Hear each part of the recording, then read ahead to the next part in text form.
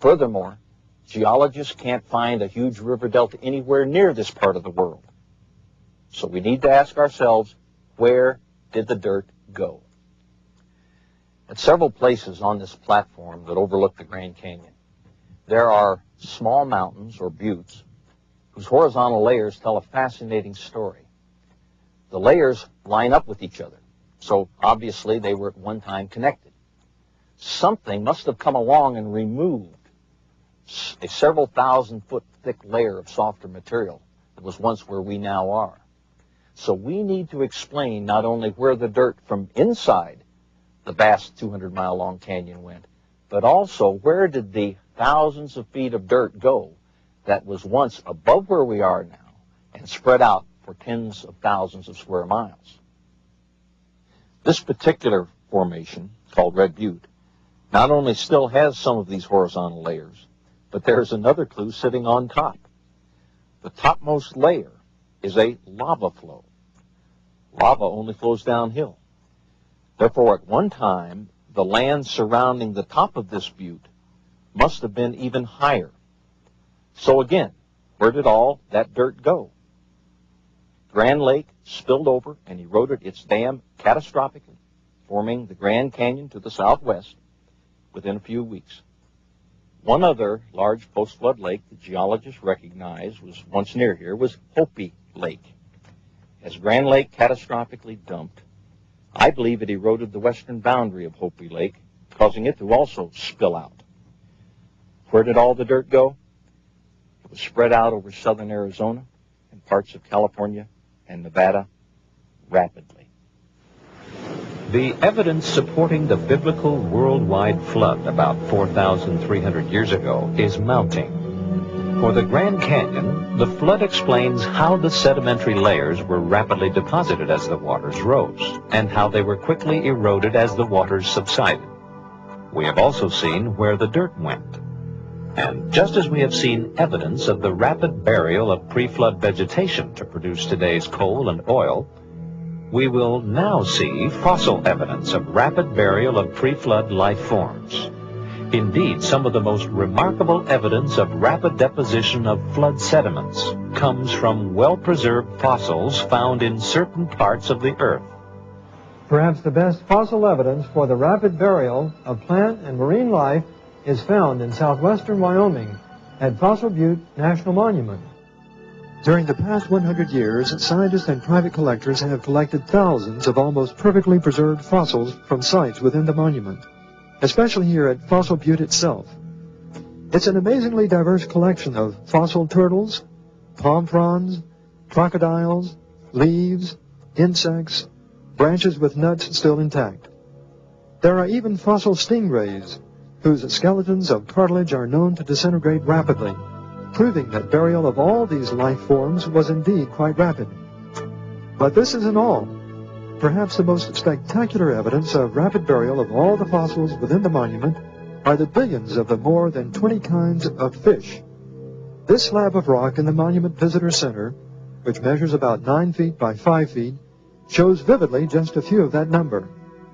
Amazingly, many of the fish retain not only their entire skeletons, but their teeth, delicate scales, and skin as well. The vast number of fossil fish at Fossil Butte has left evolutionary geologists with a vast unsolved mystery. In two sections entitled Ideal Conditions for Fossil Making and Unsolved Mysteries, the National Park Service's brochure on Fossil Butte reveals the contradictions that result when using an ancient Earth time frame to explain rapid burial. On one hand, it speculates on the existence of a lake, wherein many animals and plants probably died natural deaths. On the other hand, the evidence forces the conclusion that, on several occasions, huge numbers of fish were killed suddenly. The brochure then equates those several occasions to rapid burial by precipitation of calcium carbonate, the primary rock mineral enclosing the fossils, year after year for hundreds of thousands of years. This is a truly incredible scenario, to have such a vast number of fish reproducing within a short time, only to be wiped out by a succeeding catastrophe a year or so later, and this to be repeated several 100,000 times. Paleontologists should long ago have seen the fallacy in this scenario, if for no other reason, because of the beautifully preserved fossil palm fronds. But very simply, palm trees don't grow in water, and their fronds are not ripped off by gentle breezes. Only a catastrophe of huge proportions can account for the perfectly preserved fossils at Fossil Butte. The rocks there are, like many in the Grand Canyon, primarily calcium carbonate. They all had a common source: the interaction of volcanic gases with lime thrown up from the basins of the pre-flood seas. This commonality, together with the evidence of rapid deposition and burial, tells us plainly that Fossil Butte and the Grand Canyon originated in the same great event, the catastrophe of the worldwide flood. But is there any other evidence which would confirm that Fossil Butte is only as old as the flood? The answer is yes. Geologists have repeatedly identified the Fossil Butte site as belonging to the Eocene, which they assume was 50 to 60 million years ago. But we have already seen from my studies on coalified wood and the chart on the collapse of geologic time that the Eocene fits into the framework of a worldwide flood only several thousand years ago. So there is no question that the entire Fossil Butte occurrence fits only within the framework of a worldwide flood and a young age of the Earth. And there is more. Not everything was buried on the first day of the flood. The waters were rising for 40 days. Land animals large enough to survive part of that period left a remarkable record of their efforts to escape the flood's rising waters. That record is found in coal, and it is truly fascinating.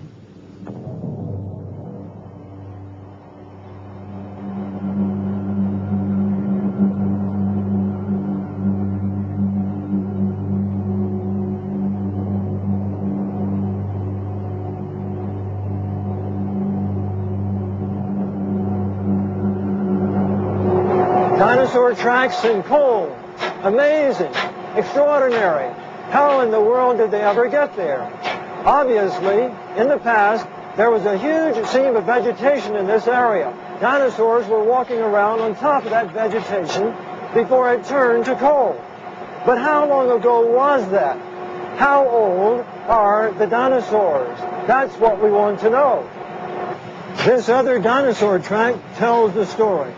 It's right adjacent to one of these coalified logs here in this coal mine in Price, Utah. In fact, it's only about 100 feet away from the coalified log that we saw earlier. So we know that whatever the age of the coalified wood, the dinosaurs were of the same age.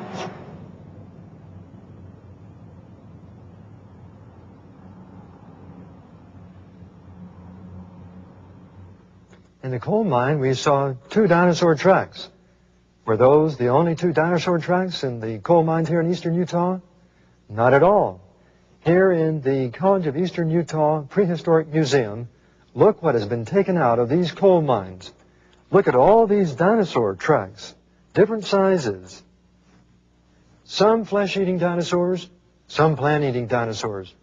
Why were they all together? To answer that question, let's look at the Kenilworth Mine fossil map. It says there are at least 8 different track types within 100 meters of the mine's roof surface. Over here on the map itself, here we can see all the tracks and the coalified logs. According to the sign, those dinosaurs were tromping around in a swamp. Common sense tells you that can't be true. There's no swamp in the world that will preserve such tracks. All those dinosaurs were together for a reason. They were trying to escape the rising waters of a worldwide flood.